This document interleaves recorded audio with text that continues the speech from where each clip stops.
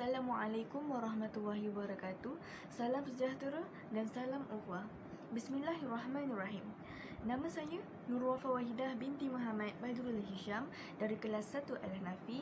Hari ini saya ingin kongsikan kepada anda semua tentang resensi buku yang telah saya baca dan saya minat untuk kongsikan kerana memberikan berjuta-juta manfaat tak kira di dunia dan juga di akhirat, iaitu buku novel yang bertajuk Semusim di Mahsyar. Buku ini sebenarnya ditulis oleh Ustaz Hadi Fayad dan pada cetakan pertama iaitu pada tahun 2017 telah menjual sebanyak 30,000 naskah yang terjual ketika itu dan dinobatkan sebagai salah satu buku yang paling laris. Okey, dalam buku ini sebenarnya mempunyai 297 halaman muka surat dan mempunyai juga 18 bab. Dalam setiap bab terdapat beberapa tajuk dan beberapa yang kita boleh tahulah tentang cerita ini. Buku ini telah pun diterbitkan pada tahun 2017 oleh Hadi Fayad Distribution Sediaan Berhad. Baiklah, saya akan menerangkan tentang kisah-kisah di dalam buku ini. Novel ini sebenarnya mengisahkan tentang seorang gadis yang bernama Iklimah Salsabila. Dia sangatlah membenci ibu bapanya kerana disangka anak luar nikah. Padahal sebenarnya dia bukanlah anak luar nikah sebab dia dituduh oleh orang-orang kampung. Kemudian pada suatu hari itu, Iklimah Salsabila telah pun disahkan meninggal dunia dan dikebumikan secara liang lahat bersama ibunya kerana kegagalan pemindahan hati. So bila gagal tu yang rasa macam dah mati tu, padahal sebenarnya dia belum mati lagi. Dia dah berjaya je sebenarnya, cuma waktu tu dia lamalah nak dia punya hati tu nak hidup lah maksudnya. Kemudian dia telah pun bermimpi bahawa seperti detik-detik seolah-olah kematian. Bayangkan kat dekat mahsyar tu ada banyak manusia yang berwajah, ada yang berwajahkan khinzir, ada yang berwajahkan keldai, ada yang berwajahkan lembu dan ada juga yang berwajahkan monyet. Kemudian dia macam berada lah dekat dalam situ, memang panas. Kemudian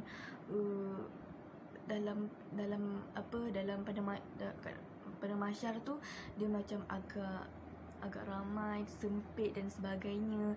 Kemudian dia dapat melihat orang-orang yang berada di dalam neraka tu, dia terpekik-pekik meminta tolong. Dia meminta tolong saya, dan kemudiannya dia pun nak selamatkan diri dia dululah kan. Kemudian waktu tu dia dah nak hampir jatuh dan kemudian dia panjat agak logik ke kat neraka tu boleh panjat daripada gaung yang punya dalam tu kan. Kemudian dia pun pergi, dia macam dekat salah satu tempat, dia berjumpa dengan orang-orang yang berdosa jugalah, berzina, bermaksiat dan sebagainya. Ada yang mencuri seperti dia menderhakai ibu bapanya. Kemudian dia diselamatkan semula selepas bapanya yang lumpuh dia mendakwa dia telah bermimpi bahawa anaknya meminta untuk diselamatkan kerana dia masih hidup, dan kemudiannya dia lihat bila dia gali semula dia masih hidup, dan ketika dia masih hidup itulah waktunya dia nak memaafkan diri sendiri serta nak dimaafkan oleh Allah serta ibu bapanya. Tetapi dalam tak sampai beberapa hari tu bapaknya pun dah meninggal dan dia mengetahuilah setiap keinsafan dan sangat-sangat mensyukuri nikmat bahawa dia masih hidup. Bayangkanlah kalau dia dah sampai mati macam tu kan. Kemudian memanglah teruk, dan sesungguhnya ibu bapa ni diibaratkan seperti emas dan permata. Macam mana kita jaga emas, macam itulah kita jaga ibu bapa kita apabila kita tua. Tak kira tua atau muda, kita masih lagi perlu menjaga dan menyayangi setiap orang yang telah berkorban jiwa dan raga untuk memberikan kesihatan terhadap kita serta memberikan semangat dan pembiayaan serta kewangan dan sebagainya untuk teruskan kehidupan. Terima kasih.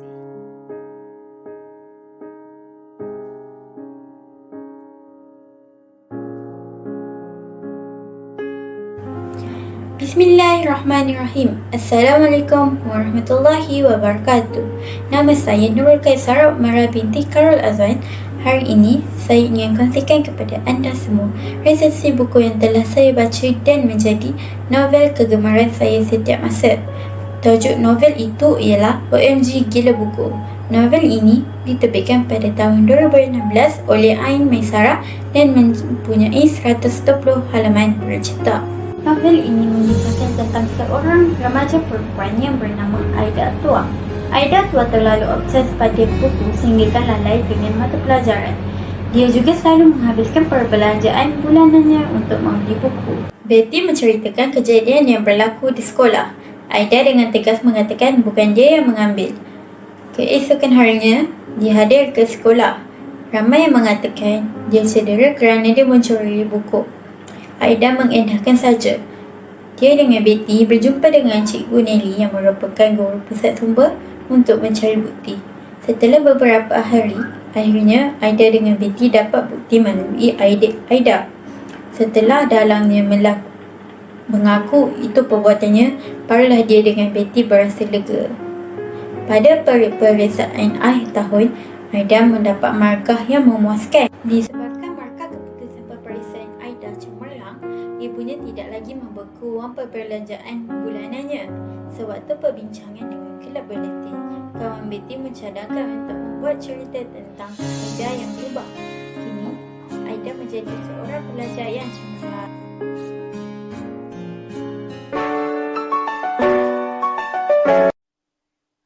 Assalamualaikum, nama saya Ahmad Hassan Zakafri daripada Sekolah Agama Menengah Nurul Iman. Saya daripada kelas 1 Al-Ahmadi akan mempromosikan satu buku ataupun menceritakan sedikit tentang buku yang saya baca. Atau buku apa, mari saya tunjukkan. Ini dia nama bukunya. Tajuk bukunya ialah Success Secret Develop. Buku ini adalah tentang bagaimana untuk anda lebih berjaya dalam pelajaran untuk fokus atau sebagainya lah. Okey, buku ini mula dicetak pada tahun 2016 pada bulan 3. Okey. Buku ini juga mempunyai 84 halaman bercetak dan juga ada muka kosong ataupun nota untuk anda semua menulis nota ataupun mencatat apa yang penting lah. Okey. Buku ini tidak mahal untuk dimiliki, hanya RM23 sahaja dan buku di Semenanjung lah. Jika di Sabah dan Sarawak hanya RM25. Okey. Buku ini juga ditulis oleh 11 orang penulis, iaitu Nur Fatihah Syariah, Milah Zenan Syafiqah Salimun, Asfarina Rawaida, Milah Asfarina Anwar Fakurah Azli dan Afifah. Okey. Buku ini sangat menarik kerana anda akan faham ataupun lebih minat untuk belajar. Okey.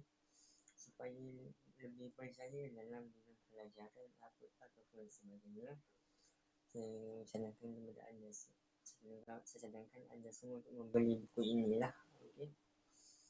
Di belakang buku ini juga ada pemuda-pemuda yang telah berjaya. Okey. Saya rasa mungkin itu sahaja daripada saya. Maaflah jika ada terkasar bahasa yang baik datang dari Allah dan buruk dari bahasa, maafkanlah. Okey, wabillahi taufiq. Wassalamualaikum warahmatullahi wabarakatuh. Terima kasih. Assalamualaikum warahmatullahi wabarakatuh. Nama saya Ansakila binti Muhammad Farid. Pada hari ini saya akan membuat resensi buku yang bertajuk Imam Syafi'i, Penegak Kebenaran. Buku ini diterbitkan oleh PTS Production Media Group. Buku ini dicetak pada tahun 2017 dan ia cetakan kedua, manakala cetakan pertama pula pada 2015. Di dalam buku ini terdapat 23 bab dan 229 halaman. Penulisannya sangat sesuai dan menarik minat pembaca. Novel ini ditulis oleh penulis novel sejarah Islam yang terkenal iaitu Abdul Latif Talib. Novel ini menceritakan lahirnya sebuah ulama iaitu Imam Syafi'i. Nama sebenarnya ialah Muhammad bin Idris bin Abbas bin Syafi'i bin Sa'ib. Novel ini menceritakan lebih lanjut kisah hidup Imam Syafi'i, duka cita dan pahit manis perjalanan hidup beliau tetap menegakkan kebenaran. Beliau dilahirkan di Gaza, Palestin. Beliau dilahirkan pada 105 Hijrah bersamaan 767 Masihi. Ayah beliau meninggal dunia ketika beliau berumur 2 tahun. Selepas itu, ibu beliau membawa beliau ke Mekah dan tinggal bersama kabilah Huzail, iaitu kabilah yang sangat fasih dalam sastra bahasa Arab. Disebabkan Imam Syafi'i tinggal dengan kabilah Huzail lebih daripada 15 tahun, beliau dapat membesar sebagai tokoh bahasa Arab di Mekah. Keilmuan Imam Syafi'i di Mekah, beliau menuntut daripada pelbagai guru, antaranya tokoh hadis Sufyan bin Uyainah. Kitab-kitab karangan Imam Syafi'i. Yang pertama ialah Ikhtilaf Al-Hadis. Kitab ini ditulis oleh Imam Syafi'i untuk membincangkan tentang kehujahan hadis ahad secara khusus. Kitab yang kedua ialah Al-Hujjah. Kitab ini ditulis ketika beliau mengajar di Baghdad, Iraq. Yang ketiga ialah Kitab Al-Mabsus. Kitab ini merupakan karya Imam Al-Syafi'i yang menghimpun beberapa tambahan ilmu fiqh. Kitab yang keempat ialah Kitab Al-Um. Ini kitab beliau ketika beliau mengajar di Mesir. Kitab inilah yang membentangkan qaul jadid, pendapat baru Imam Al-Syafi'i dalam ilmu fiqh. Kelima ialah Kitab Al-Risalah. Kitab ini ditulis oleh Imam Syafi'i atas permintaan Abdurrahman bin Mahdi. Dalam novel ini terdapat satu bab yang menceritakan ketika satu situasi di mana suatu hari diceritakan beliau keluar dari rumah beliau dan ditahan di pertengahan jalan oleh sekumpulan manusia. Mereka menghormati beliau sebagai seorang yang alim. Mereka menanyakan satu soalan. Soalannya berbunyi, berapakah jumlah kaki unta yang kamu sedang naik ni? Tindakan beliau lepas mendengar soalan tersebut, beliau turun daripada unta yang ditungganginya dan mengira satu persatu. Apabila dia kira, jumlahnya 4. Cara Imam Syafi'i ini menghayrankan pemuda-pemuda yang mengajukan soalan kepada beliau. Kisah ini memberi pengajaran untuk tidak mengeluarkan sesuatu pendapat tanpa sebarang ilmu dan pengetahuan. Kewafatan beliau. Imam Syafi'i menghadapi penyakit buasir yang tidak dapat ditemui penawarnya ketika itu. Walaupun beliau seorang yang alim dalam bidang perubatan, beliau tidak dapat lari dari menderita sakit. Beliau berkata, Alangkah ruginya umat Islam pada zaman ini kerana telah membiarkan ilmu perubatan dipopulari oleh Yahudi dan Nasrani. Aku tidak mengetahui satu ilmu lebih baik selepas ilmu halal dan haram dalam perubatan. Akhirnya, beliau menghembuskan nafas dan terakhir di Mesir pada tahun 204 Hijrah bersamaan malam Jumaat yang dikebumikan selepas asar keesokan harinya. Imam Syafi'i dapat menjadi tokoh yang terbilang walaupun beliau seorang anak yatim dan hidup dalam suasana yang miskin. Sebagai pengikut mazhab Syafi'i, wajar kita menjadikan hidup Imam Syafi'i sebagai teladan untuk diikuti, bukan sahaja pandangan beliau tetapi juga akhlak, kesungguhan dan keilmuan yang dimiliki. Zubair bin Awam. Adakah anda semua pernah dengar dengan nama seorang pejuang yang hebat ini? Mendengar namanya sahaja sudah cukup menggetarkan pihak musuh. Hebatnya beliau di medan perang menjadikan Islam gagah dan disegani. Beliau adalah sahabat Nabi Muhammad SAW dan juga merupakan salah seorang mubasyirin bil jannah, iaitu 10 sahabat yang dijamin masuk ke dalam syurga. Jadi, Assalamualaikum warahmatullahi wabarakatuh. Saya Adelina Zurah binti Muhammad Jaiz dari kelas 2 Al-Maliki akan berkongsi kepada semua tentang resensi buku saya yang bertajuk Zubair bin Awam. Buku ini dikarang oleh seorang penulis yang berasal daripada Tangkak, Johor, iaitu Al-Ghazali Sulaiman. Buku ini diterbitkan pada tahun 2012 dan dicetak oleh PS Print M Sendirian Berhad. Buku ini mempunyai 314 buku surat dan diedarkan oleh syarikat PTS Publications and Distributors Sendirian Berhad. Buku ini berkisahkan tentang perjalanan kehidupan Zubair bin Awam.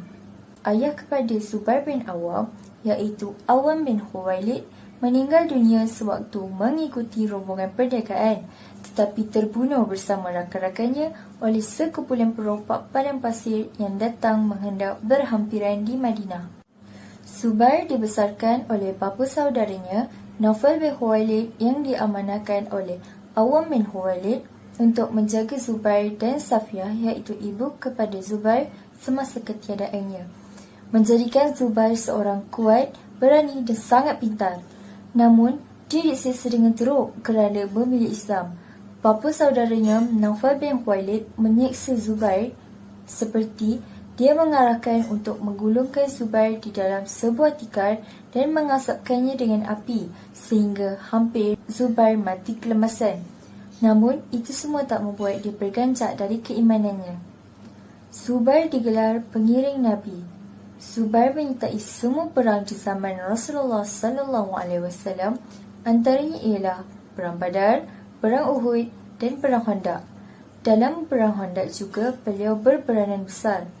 Ketika Rasulullah bertanya para sahabat siapa yang berani pergi ke kawasan musuh dan merisik maklumat, Zubair menawarkan dirinya. Rasulullah bertanya lagi dan Zubair masih bersungguh menawarkan diri. Zubair juga pernah mempertaruhkan nyawanya sendiri dengan menawarkan diri bagi memanjat tembok kota Babylon yang telah ditawan sudah hampir setahun. Tentera Islam yang lain pun berebut-rebut juga mahu bersama Zubair bagi menjayakan misi itu. Di dalam buku ini juga menceritakan Zubair yang berkahwin dengan anak Abu Bakar As-Siddiq, iaitu Asma binti Abu Bakar. Hasil perkahwinan ini mereka dikurniakan 3 orang anak lelaki, iaitu Abdullah bin Zubair, Urwah bin Zubair dan Ursa bin Zubair. Anak sulungnya Abdullah bin Zubair yang tidak kurang hebatnya, seorang yang sangat berani dan bersedia ke medan pertempuran. Oleh itu, kita sebagai umat Islam patut mencontohi akhlak dan keberanian yang dimiliki oleh Zubair bin Awam. Sekian daripada saya. Assalamualaikum warahmatullahi wabarakatuh.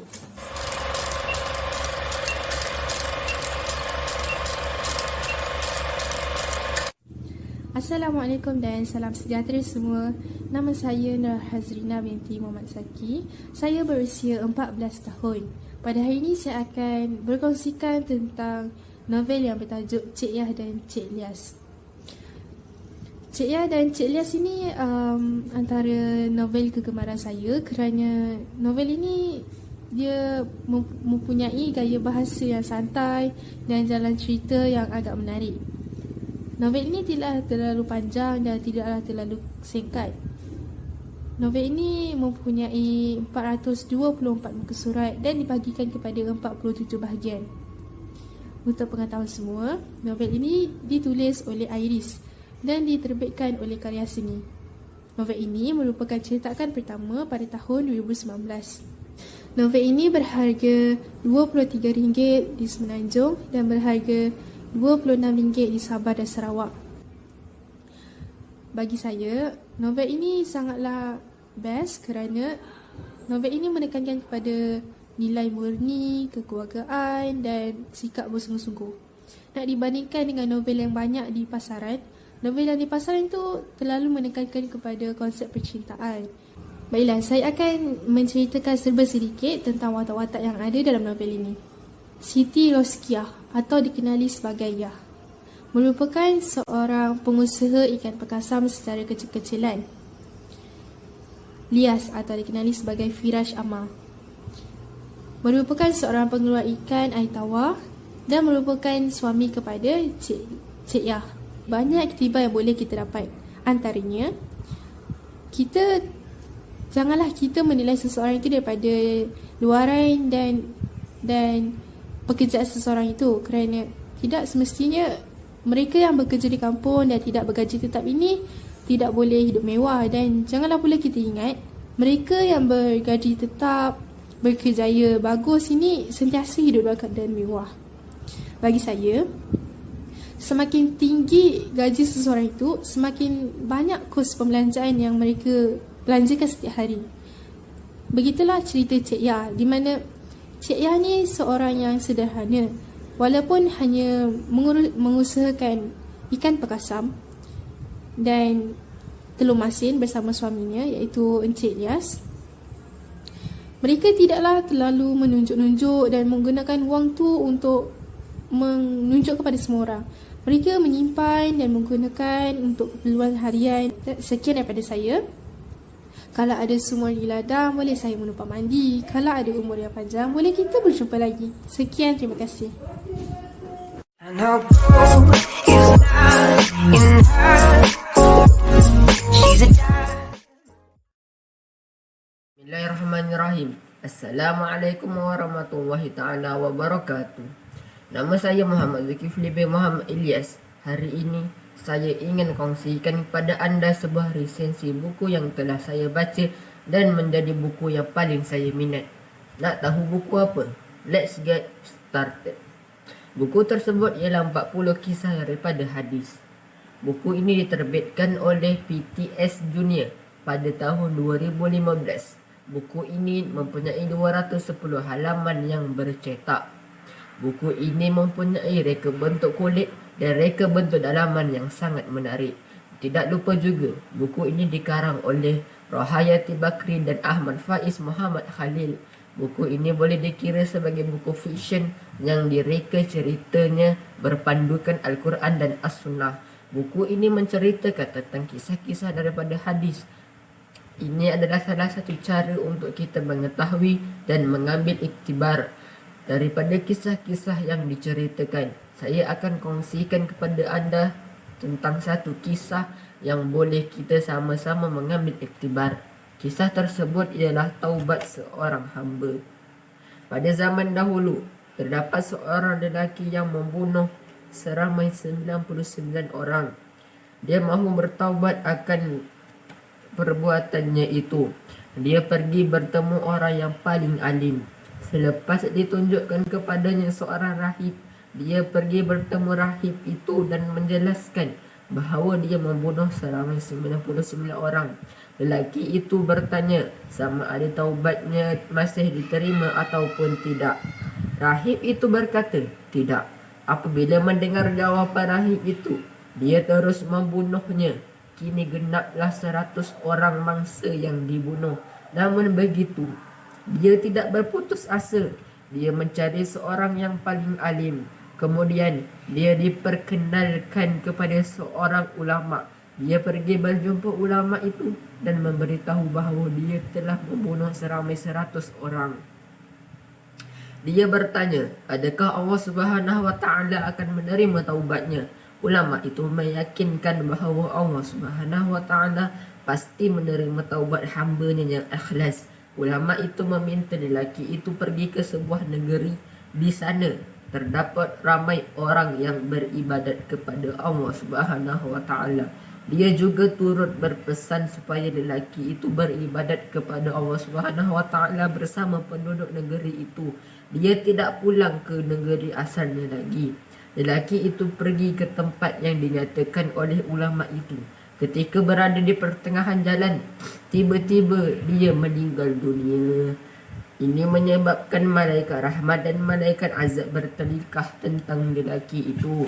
Malaikat rahmat menegaskan bahawa lelaki itu datang dalam keadaan mahu bertaubat dan menyerahkan hatinya semata-mata kerana Allah Subhanahu wa taala. Malaikat azab pula menentang dengan mengatakan lelaki itu tidak pernah melakukan kebaikan, malah membunuh 100 orang. Lalu datanglah malaikat yang lain menyerupai manusia dan menghakimi mereka. Malaikat itu mengarahkan supaya diukur jarak antara kedua-dua tempat. Mana yang lebih hampir, itulah tempat yang akan menentukan lelaki itu masuk ke syurga ataupun neraka. Malaikat azab dan malaikat rahmat mengukur jarak antara tempat lelaki itu mati dengan negeri yang dia hendak pergi. Ternyata lelaki itu lebih hampir dengan negeri yang hendak dia pergi. Maka dia diambil oleh malaikat rahmat.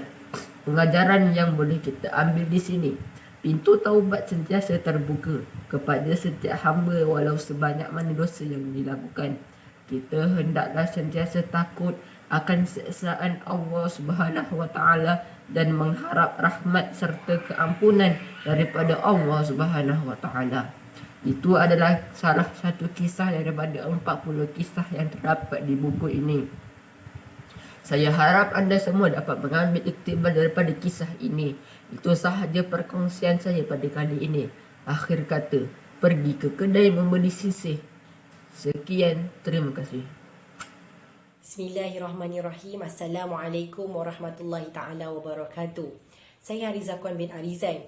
Jadi pada hari ini saya akan menceritakan dan berkongsi resensi saya bersama dengan rakan-rakan saya semua yang merupakan berasal daripada sebuah artikel yang bertajuk Kisah Abu Dujanah yang membuatkan Rasulullah SAW menangis.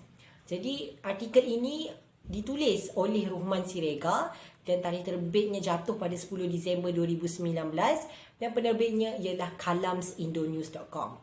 Jadi artikel ini menceritakan tentang seorang sahabat Nabi SAW yang bernama Abu Dujanah. Sahabat ini tidak terkenal di kalangan orang Islam. Dan sahabat ini hanya diceritakan di dalam kitab I'anah At-Talibin Bab Luqtah karya Abu Bakar bin Muhammad Shat Ad-Dimyid. Jadi Abu Dujanah ini dikenal dengan seorang yang sangat pemberani di dalam medan perang, sehinggakan dirinya turut syahid di dalam medan perang Yamamah yang melawan seorang nabi palsu yang bernama Musailamah Al-Kazzab.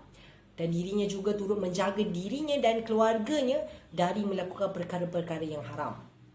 Jadi pada suatu hari, selepas selesai saja solat subuh, Nabi SAW terlihat Abu Dujanah ini segera pulang dengan tergesa-gesa tanpa menunggu Rasulullah SAW habiskan berdoa ba'da solat atau berdoa selepas solat. Jadi Rasulullah SAW memerlukan penjelasan kerana Rasulullah SAW sudah melihat perkara ini berlaku beberapa kali. Jadi Rasulullah SAW berjumpa dengan Abu Dujanah dan Abu Dujanah menceritakan kenapa yang dirinya perlu balik dengan tergesa-gesa selepas saja solat subuh berjemaah. Jadi menurut Abu Dujanah mengatakan bahawa selepas sahaja rumahnya itu terdapat sebuah pohon kurma yang menjulang tinggi dan berjuntai batangnya ke pekarangan rumahnya. Jadi apabila angin bertiup kepada pohon kurma itu, maka buah-buah kurma akan jatuh ke tanah Abu Dujanah.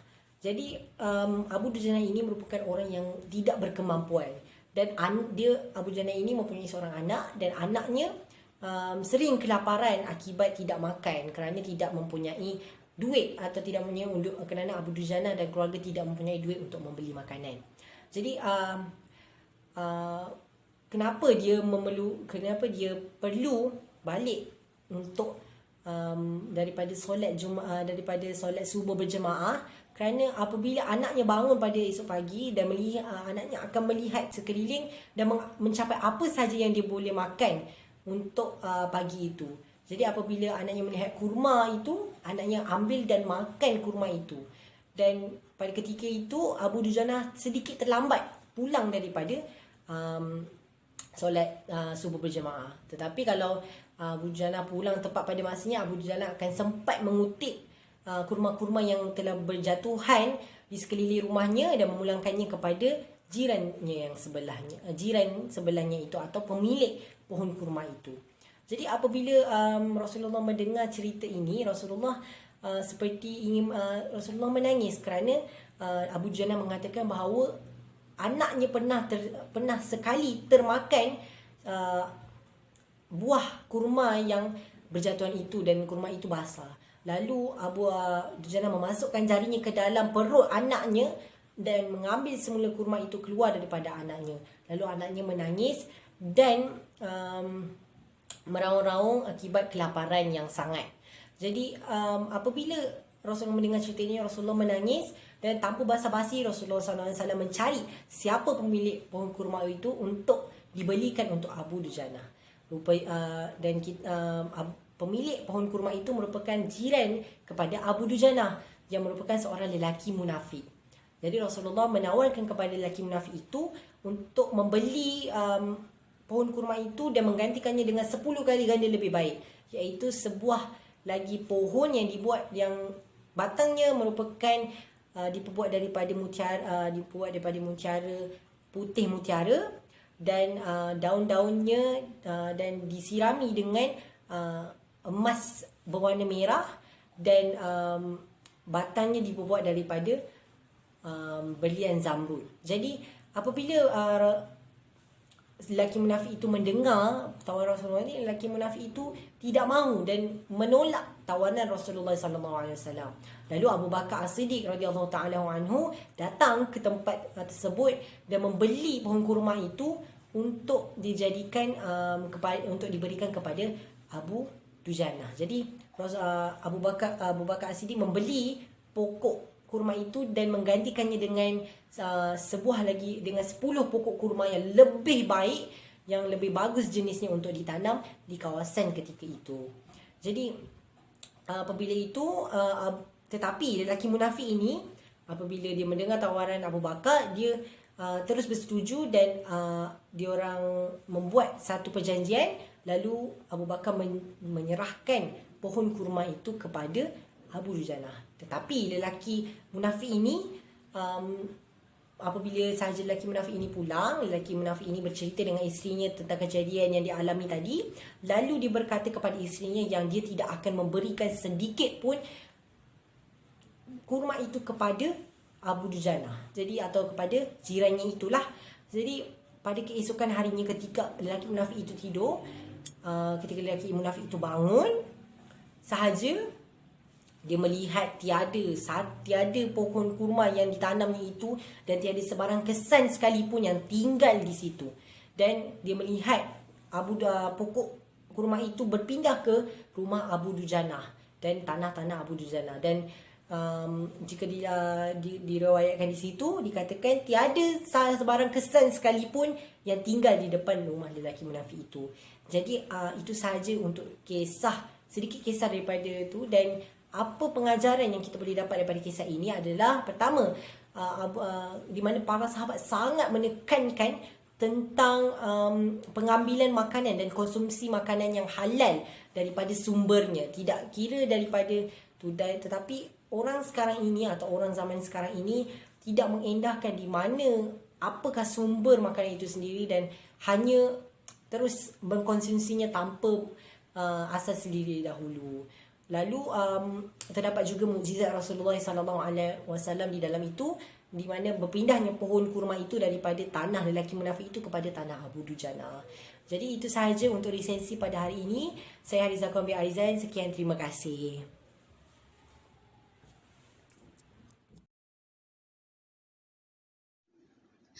Bismillahirrahmanirrahim. Assalamualaikum warahmatullahi wabarakatuh. Salam sejahtera kepada semua. Hai semua. Nama saya Siti Nur Syuhada binti Jelani.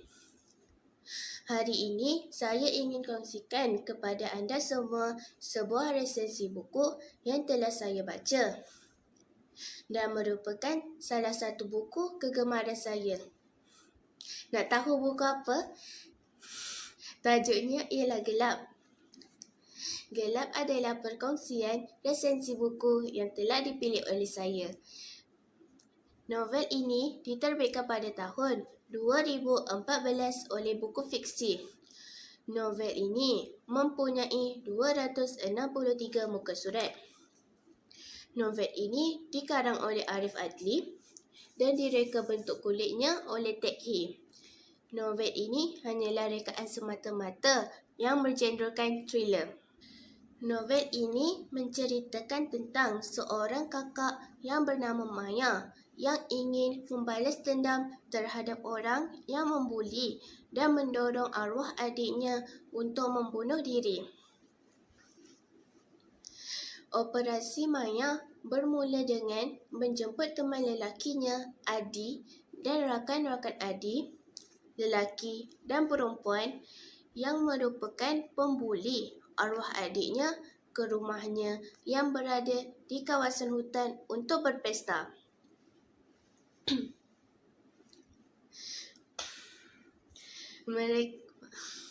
Mereka minum arak dan bersukaria sehingga mabuk dan tidak sedarkan diri. Maya yang tidak minum mengambil kesempatan itu untuk menculik salah seorang rakan Adi lalu membunuhnya di dalam hutan. Bermula dengan satu kematian, diikuti dengan kematian yang lain. Setiap satu nyawa yang hilang dilakukan oleh Maya. Maya sedar perbuatannya itu salah, tetapi demi arwah adiknya, dia sanggup melakukan apa sahaja. Setelah selesai membalas dendam terhadap mereka semua, Maya menanam mayat mereka dan hidup seperti biasa dalam hutan supaya tidak dijejaki polis. Seterusnya, terdapat beberapa perkara yang ingin saya tekankan daripada novel ini, iaitu yang pertama, buli. Buli merupakan perkara biasa yang berlaku di sekolah. Inilah salah satu cara pembuli untuk melepaskan geram atau kerana suka-suka sahaja. Saya yakin ramai yang tahu buli ini salah. Ia kerana mangsa-mangsa buli bukan sahaja akan cedera dari segi fizikal, namun mental mereka juga akan terganggu. Mangsa-mangsa buli akan hilang keyakinan diri, mula mencederakan diri sendiri dan yang lagi dahsyat, membunuh diri kerana tidak tahan lagi untuk dibuli. Selain itu, isi yang saya ingin tekankan yang kedua ialah zina.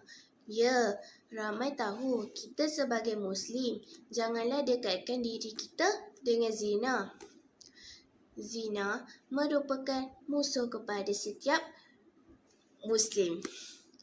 Bermula dengan pandang-pandang, senyum, salam, hai, itulah. Sembang, temu janji dan jumpa. Itulah yang mendekatkan diri kita dengan zina. Hanya mendekati diri dengan zina sudah dilarang, melakukan zina lagilah tidak boleh.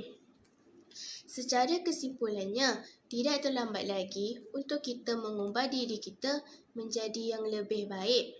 Kita hanyalah manusia manusia biasa yang kadang-kala melakukan kesalahan. Solatlah dan bacalah Al-Quran selagi Allah memberi nikmat untuk bernafas sebelum Allah tarik nikmat-nikmat tersebut.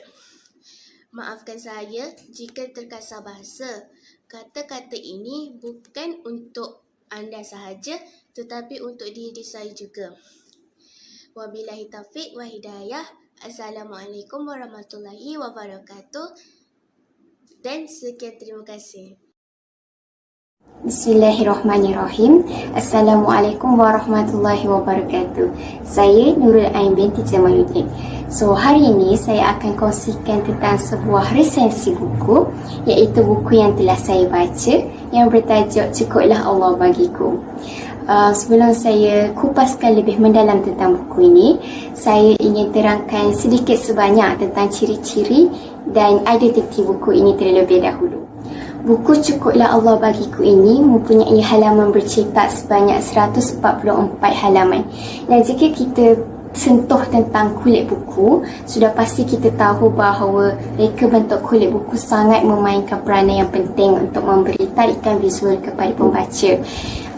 Jika kita tengok kat sini, kulit buku ini mempunyai warna yang cerah dan kebanyakannya berwarna putih yang menandakan ia berkenaan dengan motivasi. Apabila kita tengok pada kulit buku ini, sudah pasti kita akan tersentuh di mana ia menunjukkan imej yang macam kena sangat dengan kehidupan kita, di mana penuh dengan ujian, rintangan dan air mata. Pada kulit buku ini juga mempunyai lebihan kulit buku, iaitu boleh dijadikan sebagai penanda buku. Di sini juga terdapat satu ungkapan yang disertakan, iaitu selagi tidak diuji, selagi tidak tersungkur, kau tak akan rasai bagaimana nikmatnya hidup bertuhan. Reka bentuk halaman buku pula kita boleh tengok di sini. Reka bentuknya berwarna-warni, sangat cantik dan menarik. Dia buatkan kita rasa seronok nak baca. Tulisannya juga sungguh jelas, sesuai buat tatapan para pembaca. Kalau korang nak tahu, buku ini hanya berharga RM20 sahaja dan boleh didapatkan di mana-mana cawangan buku seperti cawangan buku popular. Untuk pengetahuan kalian, buku Cukuplah Allah Bagiku merupakan sebuah buku terbitan Galeri Ilmu. Buku ini dikarang oleh empunya nama pena The Bingkisan Hati, dan buku yang saya dapatkan ini adalah buku cetakan kedua beliau, iaitu pada tahun 2018. Apa yang menarik tentang buku ini? Buku ini adalah sebuah buku motivasi yang berkisah tentang ujian dan kehidupan. Buku ini mengandungi kata-kata atau ungkapan yang ringkas, padat dan menusuk, di mana meninggalkan kesan dan iktibar di hati pembaca. Ada beberapa ayat dari buku ini yang saya akan kongsikan. Antaranya, tanah yang engkau pijak setiap hari, tiba saat akan berada di atasmu. Tanah ini akan menjadi sebuah kediaman di alam barzah. Engkaulah penghuninya. Lalu untuk apa engkau sombong dengan Rabbmu, sedangkan di dunia ini engkau tidak punyai apa-apa.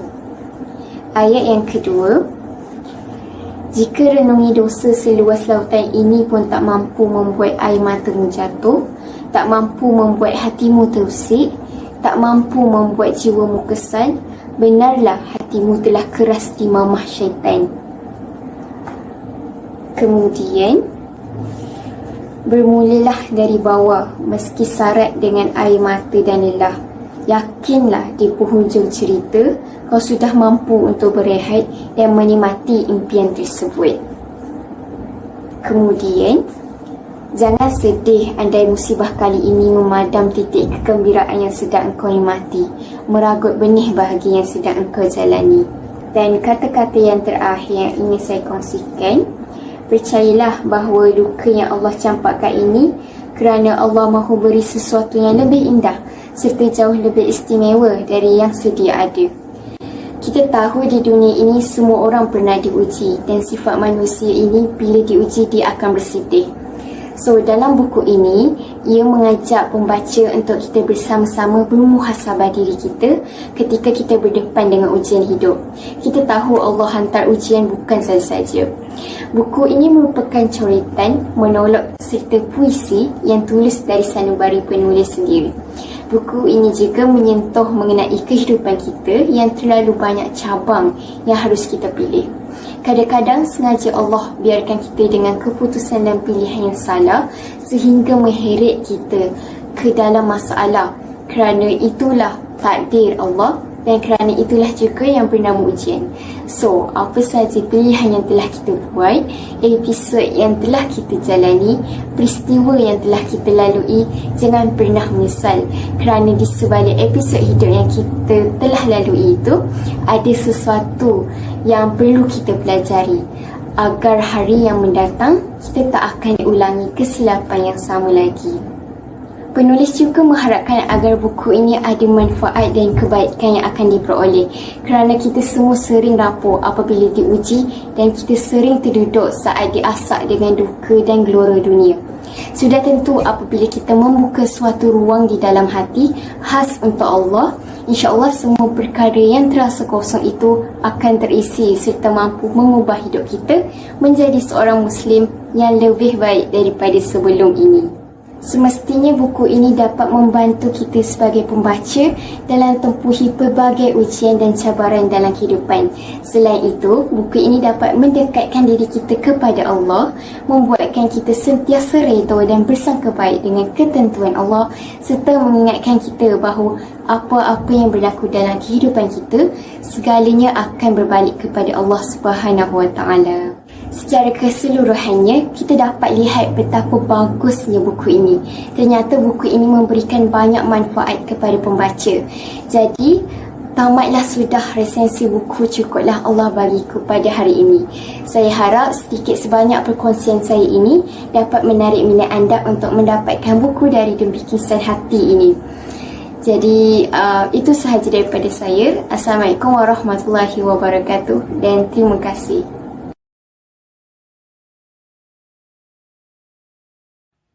Auzubillahiminasyaitanirrajim. Bismillahirrahmanirrahim. Assalamualaikum warahmatullahi wabarakatuh.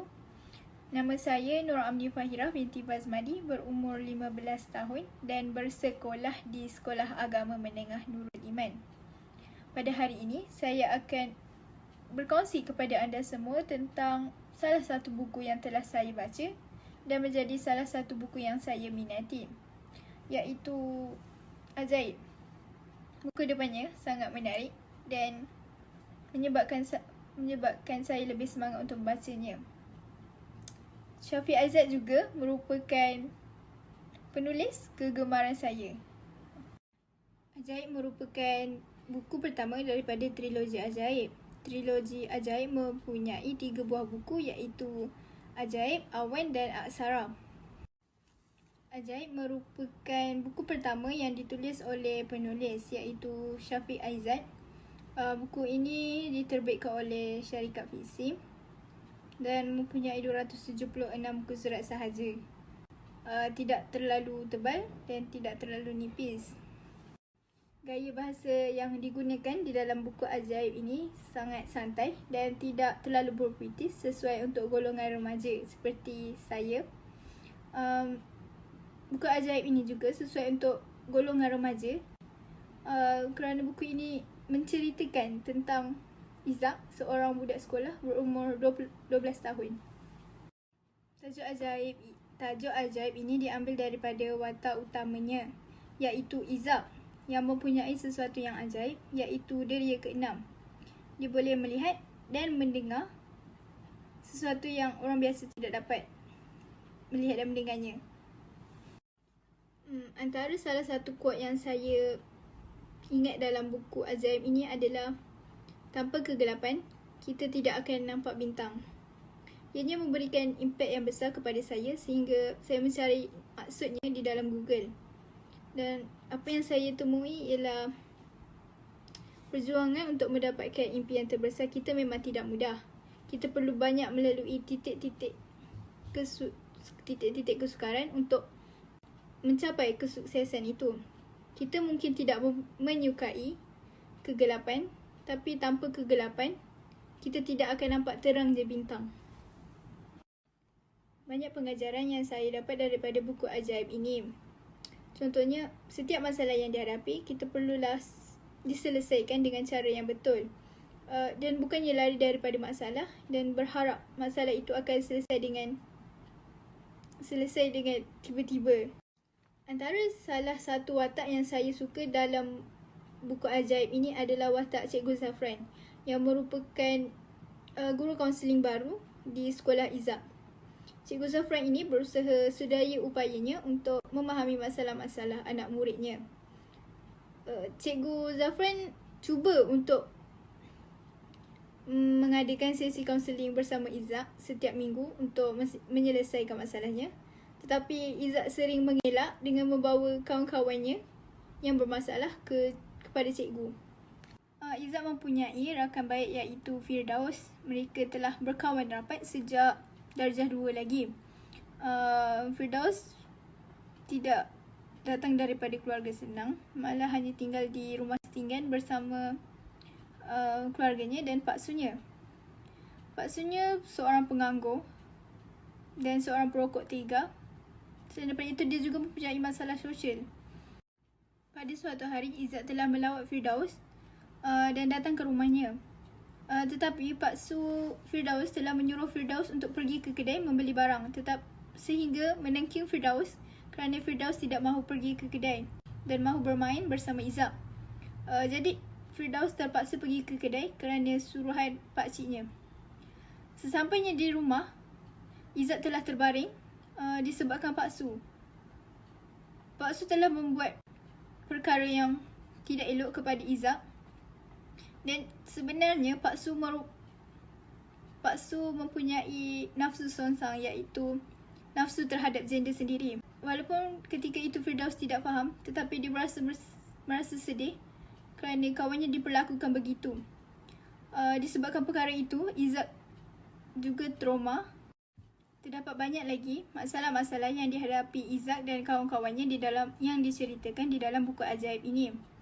Walau bagaimanapun, mereka tetap dapat menghadapi masalah tersebut walaupun dalam usia yang muda dan masih tidak matang lagi. Kesimpulannya, buku ini telah mengajar saya tentang erti persahabatan. Kita perlulah menjaga hubungan itu sedaya upaya yang boleh dan cuba untuk mengelakkan pergaduhan daripada berlaku. Sekian, terima kasih. Assalamualaikum warahmatullahi wabarakatuh. Nama saya Safa Zahidah binti Muhammad Noor. Pada hari ini, saya ingin kongsikan dengan anda semua resensi buku yang telah saya baca. Buku ini bertajuk Warkah dari Sukma. Buku ini telah dikarang oleh seorang penulis yang bernama Samsiah Muhammad Noor. Telah diterbitkan pada tahun 2011 oleh penerbitan buku Karangcraft Sendirian Berhad. Buku ini mengandungi 493 halaman bercetak dan 60 bab di dalamnya. Buku ini sebenarnya mengisahkan tentang kehidupan seorang wanita yang bernama Kasmira. Kasmira dibesarkan tanpa kasih sayang seorang ayah. Bahkan dia tidak pernah sesekali mengingati wajah ayahnya kerana ayahnya sudah meninggal sewaktu dia masih kecil lagi. Walau bagaimanapun, Kasmira tidak pernah sesekali berasa kekurangan sepanjang hidupnya. Hidupnya dipenuhi kebahagiaan, kegembiraan dan sebagainya lah. Kasmira bersyukur kerana dia dikurniakan seorang ibu yang amat bertanggungjawab dan membesarkannya dengan penuh kasih sayang bagai menatang minyak yang penuh. Kasmira juga mempunyai seorang tunang yang bernama Taufik. Taufik ialah seorang peguam dan tinggal di Kuala Lumpur. Semuanya bermula apabila suatu hari ibu Taufik, iaitu Puan Wardah, tiba-tiba sahaja membenci Kasmira. Halangan daripada Puan Wardah membuatkan Kasmira diserang pelbagai tanda tanya. Mengapa Ibu Taufik tiba-tiba sahaja membenci dirinya? Bukankah sebelum ini Puan Wardah setuju untuk menjadikan dia menantu? Mengapakah tiba-tiba sahaja Ibu Taufik menjadikan Kasmira sebagai musuh tanpa sebab yang pasti? Kasmira buntu. Kasmira berasa amat tertekan dan bertambah tertekan apabila Taufik sendiri yang mengikut sahaja kata ibunya. Patah hati membuatkan Kasmira mengubah haluan hidup. Kasmira ingin mencari kehidupan yang baharu. Kasmira membawa diri ke Indonesia dan di sanalah Kasmira telah bertemu dengan seorang pemuda yang bernama Zarof. Zarof ialah anak kacukan daripada Indonesia dan Belanda. Pertemuan mereka, Zarof dan Kasmira, walaupun tidak dirancang, namun ia membawa makna baharu dalam kehidupan Kasmira. Zarof banyak mengajar Kasmira tentang erti kemanusiaan dan kehidupan. Zarof bagai sinar baharu dalam kehidupan Kasmira. Zarof membawa makna baharu dalam hidupnya. Zarof lah punca dia masih meneruskan hidup hingga kini.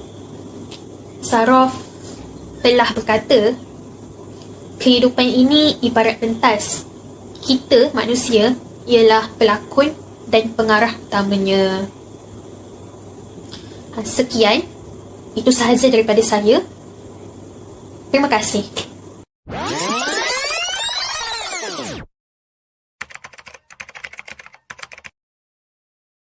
Assalamualaikum, nama saya Nur Ada Omar Bukit dari kelas 3 Almani. Hari ini saya ingin berkongsi kepada semua kawan-kawan tentang satu resesi buku yang baru saya baca dan antara buku yang paling saya gemar. Tahu buku apa? Ini dia Semusim Bimasya. Semusim Bimasya adalah buku yang diterbitkan pada tahun 2018 oleh Hadith Hayat Production Standard yang Berai. Novel ini mempunyai 306 halaman bercetak. Novel ini mengisahkan tentang seorang perempuan yang bernama Ikrimah Salsabilah yang disahkan meninggal dunia akibat kegagalan pembedahan hati. Dia dikemudikan selama 5 hari dan kemudian digali semula oleh ayahnya kerana ayah dia mendakwa yang dia melihat anak dia dalam mimpi kembali dengan kain kafan yang berlumuran darah dan nanah. Dan kemudian dia diselamatkan kerana dia masih hidup. Sepanjang 5 hari dia dalam kubur, Ikrimah menjalani suasana di alam misteri sehingga dia merasakan hampir 1000 tahun dia bersemadi. Ikrimah merasai sendiri kesakitan dan kepayahan dia di alam tersebut. Dan betapa sengsaranya dia di alam macam tersebut kerana dia menderhaka terhadap ibu dan bapanya. Dia amat menyesal dengan perbuatannya dan ingin kembali ke dunia untuk menebus segala salah silapnya. Ikrimah adalah seorang gadis kecil yang solehah, menutup aurat dan menjaga solatnya. Tetapi akibat difitnah, Ikrimah telah menderhakai kedua orang ibu bapanya. Dan akibat difitnah, Ikrimah difitnah sebagai anak haram hasil hubungan tidak sah daripada ibu dan bapanya. Ibu dan ayahnya tetap melayaninya dengan baik tetapi dibalas buruk oleh anak dia sendiri iaitu Ikrimah. Hinggalah Ikrimah disahkan mengidap kanser hati dan memerlukan perdana. Khalif Haikal sudi menermakan sebahagian hatinya buat Ikrimah. Namun di saat akhir, Khalif Haikal menarik diri untuk menderma hatinya. Ibu pula yang menawarkan diri untuk menderma hatinya kepada anak dia Ikrimah. Walaupun mengalami pendarahan akibat ditolak oleh anak dia sendiri di hospital. Penjarahan tersebut kekal. Ikrimah dan ibunya disemadikan dalam satu nadahan. Tetapi ayah Ikrimah mendakwa Ikrimah masih hidup dan merayu agar kubur Ikrimah digali semula walaupun terpaksa berjalan menyusut untuk ke rumah Pak Iman. Akhirnya kubur Ikrimah dan ibunya digali dan ternyata Ikrimah masih hidup. Ikrimah berasa sangat-sangat bersalah dan ingin menebus semua kesalahannya. Tetapi semuanya sudah terlambat kerana ayahnya sudah menghembuskan nafas yang terakhir sebelum dia meminta maaf. Sebenarnya Ikrimah bukanlah anak haram, tetapi dia telah difitnah oleh maknah sendiri. Penyesalan demi penyesalan di hati Ikrimah. Kini dia bertaubat dan hatinya semakin dekat pada pencipta. Dan seterusnya, isu yang dikenakan dalam novel ini adalah semestinya pada pasal mengenai padang mahsyar. Kita semua sudah mengetahui tentang padang mahsyar, betul? Padang mahsyar adalah sesuatu tempat yang apabila kita semua akan berhimpun, apabila kita semua akan dibangunkan dari kehidupan masing-masing. Dan kita juga mengetahui tentang bagaimana situasi dan keadaan kita di padang mahsyar pula. Dan secara kesimpulannya, kita perlulah bersedia dengan membuat amalan-amalan kebaikan dan meninggalkan semua kemaksiatan ataupun kejahatan untuk mengharungi semua ujian ataupun halangan di akhirat kelak. Yang sudah ada satu buku saya pada hari ini. Best tak kawan-kawan? Jumpa lagi.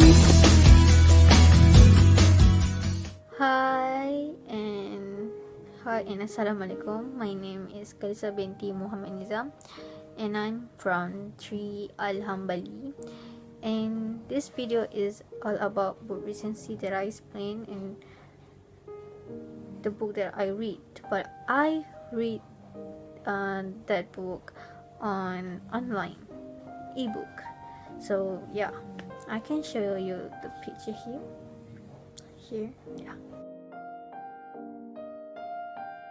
Yeah, there are a number of issues which Israel and the Palestinians cannot agree on. These include what should happen to Palestinian refugees with the Jewish settlement in the West Bank should stay or be removed, whether the two sides should share Jerusalem, and perhaps more tricky of all, whether a Palestinian state should be created alongside Israel. Peace talks have been taking place on off for more than 25 years, but so far have not solved the conflict. These two country tension often high between Israel and Palestinians living in East Jerusalem, Gaza, and the West Bank. Gaza is ruled by the Palestinian militant group Hamas, which has found Israel many times. Israel and Egypt tightly control Gaza's border to stop weapons getting to Hamas. Palestinians in Gaza and the West Bank say that are suffering because of the Israel action and restoration. Israel says it's only acting to protect itself from Palestinian fields. The treated invasion of some Palestinian families in East Jerusalem has also caused rising anger. This video is about book recency that I read in the last month, that is Zionist Israel and the Question of Palestine. Quite a long title, but has a lot of history about this country. Before I'll tell you about this book is actually from Tama Amada. Amada studied history, philosophy, and general study in the humanity at the University of Tel Aviv and Hamburg. He completed his doctoral studies at the History Seminar of the Ludwig Maximilian University in Munich. Amada taught at History Seminar at Hamburg University in Berlin from 2009 to 2012. From 2012 to 2013, he was a fellow at Freikraut Wissenschaft College, Greifswald. Since 2011, he has been a lecturer in the Department of the Middle Eastern Politics at the Free University of Berlin. Also, by analyzing Israel history, politics, and security-oriented political culture, he has been involved from 1948 on. This book reveals the ideological and political structure of a Zionist-oriented state and society. In doing so, it uncovered the abyss between the Zionist vision of Israel on the one hand and the aspiration to achieve normalization, peace, and security on the other. In view of this conflict laden by national reality, the Palestinian question is identified as the edge hills of Jewish statehood in the land of Israel. The Zionist Israel and the question of Palestine provides a fresh innovative, critical and yet accessible perspective on one of the most controversial issue in contemporary history. Assalamualaikum warahmatullahi wabarakatuh. Nama saya Nur Fatin Humaira binti Mansur. Hari ini saya ingin berkongsi resensi buku yang bertajuk Hikayat Satria-Satria Sejati. Novel ini mempunyai 5 siri dan saya ingin berkongsi siri novel yang pertama yang bertajuk Hikayat Satria-Satria Sejati Generasi Baru. Novel ini ditulis oleh Hilal Ashraf dan terbitkan pada tahun 2017. Novel ini mengisahkan tentang Ariki yang merupakan anak angkat kepada Maharaja Lutelu. Ayahandanya memaksa Ariki untuk hidup dengan cara sepertinya. Tetapi Ariki tidak pernah bersetuju dengan cara hidup yang diamalkan oleh ayahandanya itu. Walaupun ketika itu Ariki bukan seorang Muslim, tetapi dia tidak gemar dengan apa yang dilihatnya setiap hari. Suatu hari, perkara yang tidak dijangka berlaku terhadap Ariki dan menyebabkan Panglima Tentera Kuat ayahandanya mati. Disebabkan perkara itu, Ariki buntu dan lari daripada istana kerana dia tahu ayahandanya akan memburunya sehingga ke lubang cacing. Langkah Ariki untuk keluar dari istana ibarat satu penghijrahan dalam hidupnya. Ketika melarikan diri dari dikejar tentera-tentera istana, Ariki bertemu dengan Aifer dan ayahnya Kabir. Aifer dan ayahnya adalah seorang Muslim. Walaupun mereka beragama Islam, Ariki tetap hormat kepada mereka. Ariki berterima kasih kerana mereka menjaganya dengan baik. Ariki sedia maklum tentang Muslim kerana sejarah ayahandanya yang berperang dengan orang Muslim. Ayahandanya menganggap orang Islam adalah musuh ketatnya. Ariki juga pernah melihat beberapa orang Islam, tetapi mereka berbeza dengan Aifer dan ayahnya Kabir kerana Aifer yang menjaga aurat dan ihtilatnya sangat berbeza dengan mereka yang di Mukanja, iaitu kerajaan pemerintahan ayahandanya. Ariki juga mengenali dan memahami cara hidup keluarga Muslim itu. Setelah betul-betul yakin, Ariki memeluk Islam dengan bimbingan Kabir. Kesimpulannya, kita boleh mengambil pengajaran daripada kisah hijrah Ariki. Ketika dia di istana, dia merasa kosong. Lalu dia mengambil keputusan untuk keluar dari sana. Setelah itu, dia menemui apa yang dicari dan memeluk Islam.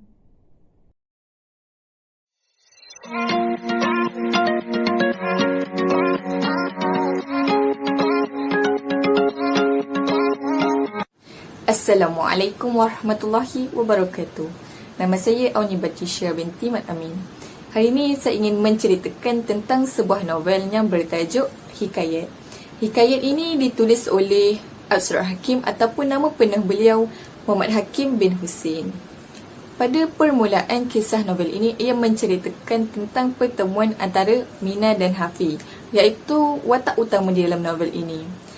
Semasa di dalam novel ini, Mina adalah seorang yang berkejaya, manakala Hafi itu pula bekerja sebagai servis perhantaran makanan.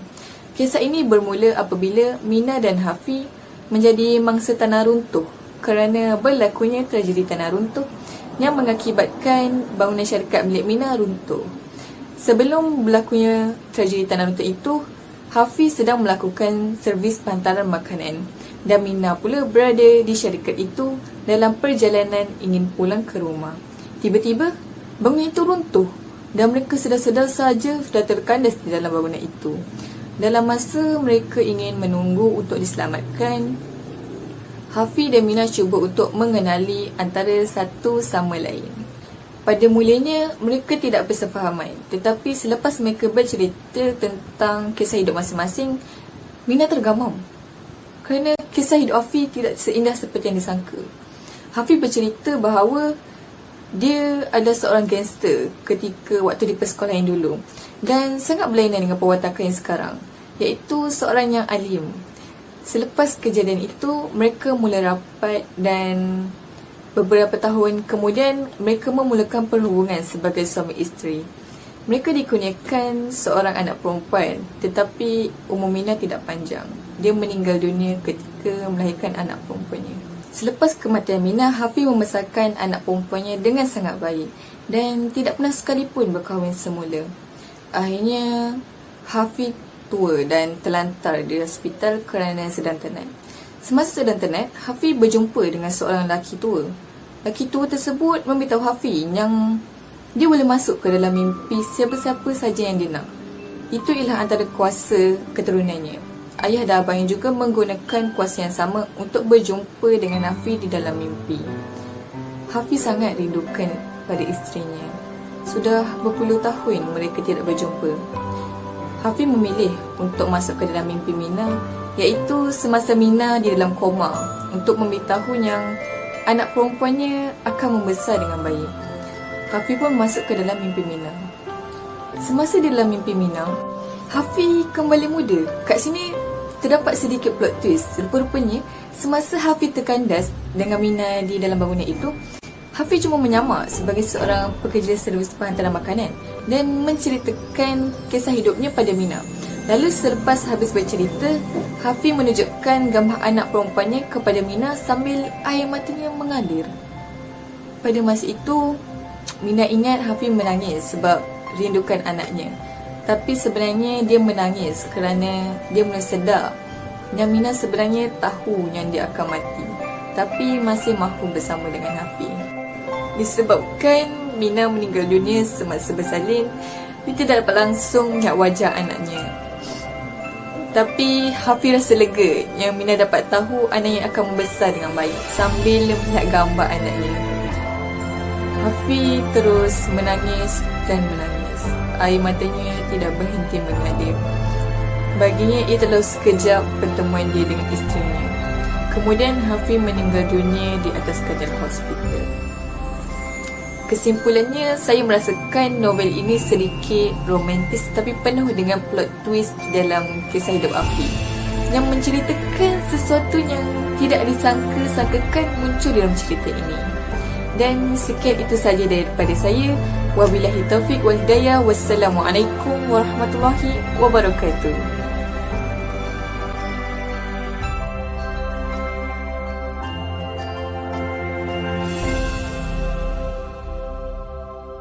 Bismillahirrahmanirrahim. Assalamualaikum warahmatullahi wabarakatuh dan selamat sejahtera. Nama saya Husna Sakinah binti Muhammad Azmi dan hari ini saya ingin berkongsi sebuah resensi buku yang telah saya baca dan turut menjadi antara buku kegemaran saya.